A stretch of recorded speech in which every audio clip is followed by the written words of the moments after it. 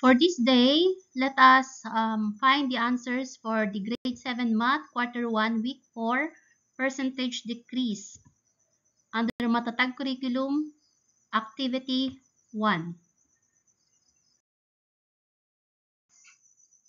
Welcome back dear learners. So ito yung activity na binigay ko last time doon sa video, nakasunod mismo nito. So that is percentage decrease, activity 1, complete the table. So in this table, meron tayong columns for original value, new value, decrease in value, and percentage decrease. So, iba-iba yung mga unknown dito. So, I just hope may nakuha kayo. Let us answer each item.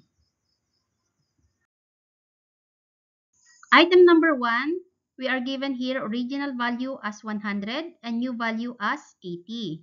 So, let us find for the decrease in value and percentage decrease. So, first is to find for decrease in value. dv now is equal to OV minus NV.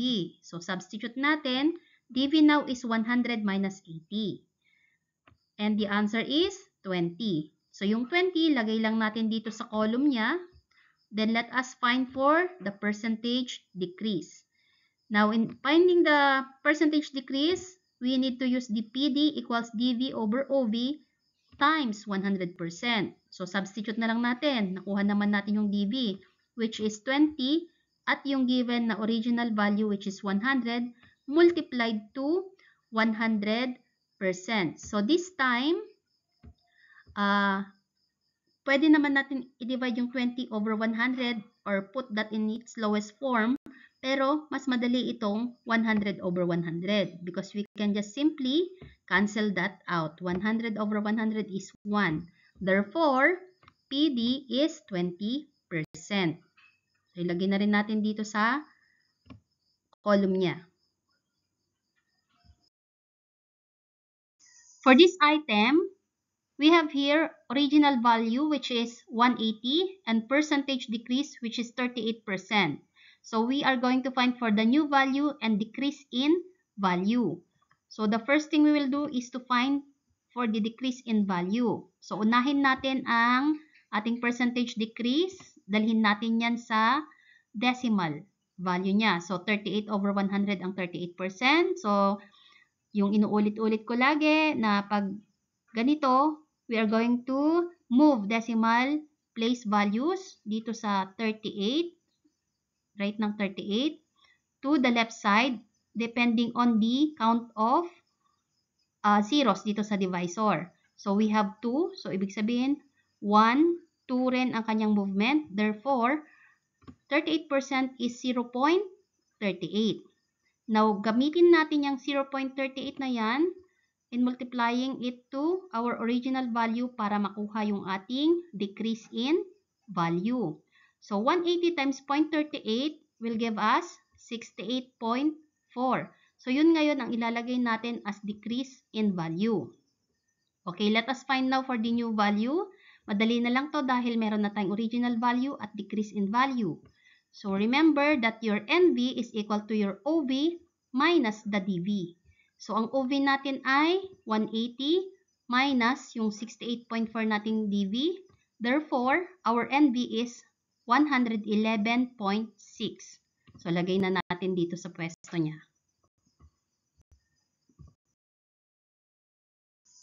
Okay, for this item, we have the original value as 360 and percentage decrease as 33%. So, since pareho lang sila kanina, ganun din ang process.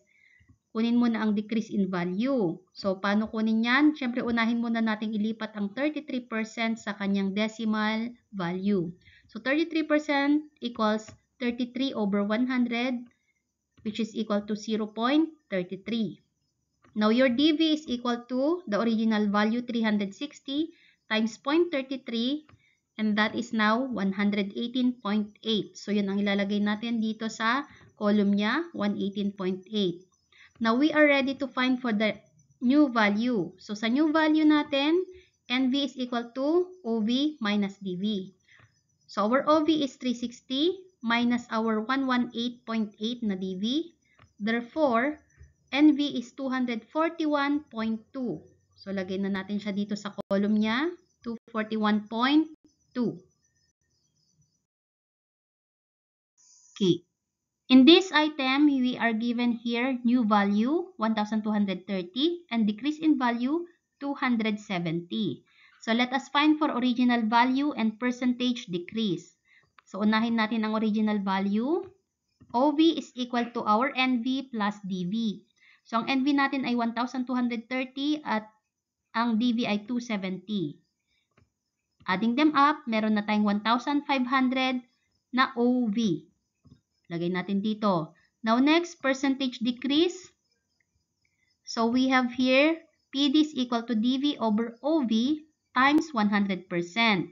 Replacing now DV, anong ilalagay natin na value? That is 270 over 1,500 times 100%. So, dito, pwede na nating i-cancel itong 100 over yung dalawang zero dito sa baba. Yan, kasi dalawa naman yung zero din doon. Now, next, yung remaining dito, yan, yung remaining na 270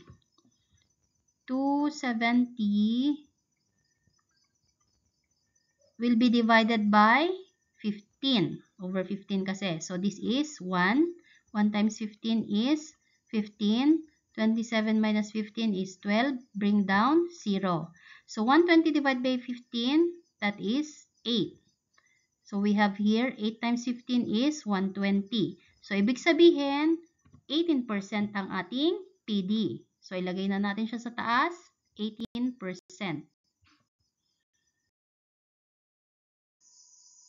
For our last item, we are given here new value which is 3,000 and decrease in value which is 2,000. So, same pa rin ang nawawala, original value and percentage decrease. So, unahin natin ang original value. Remember, in finding the original value, ito yung formula, OV is equal to NV plus DV. So, anong NV natin? That is 3,000 at ang DV ay 2,000. Adding them up, meron na tayong 5,000 as OV. Okay, ready na tayo sa paghanap ng percentage decrease.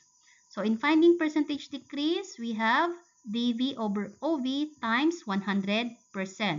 So, replacing now values for DV and OV, lagay na natin dito, 2,000 over 5,000 times 100%.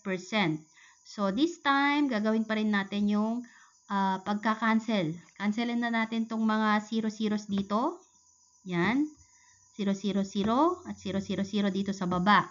So that, if we will multiply 2/5 times 100%, meron na lang tayo ditong 200 over 5. So, i-divide natin yung ating 200 divided by 5. So, we have here 4 times 5 is 20. So, 0 divided by 5 is 0. Meaning, 40% ang ating percentage decrease. Then, let us put that here, 40%.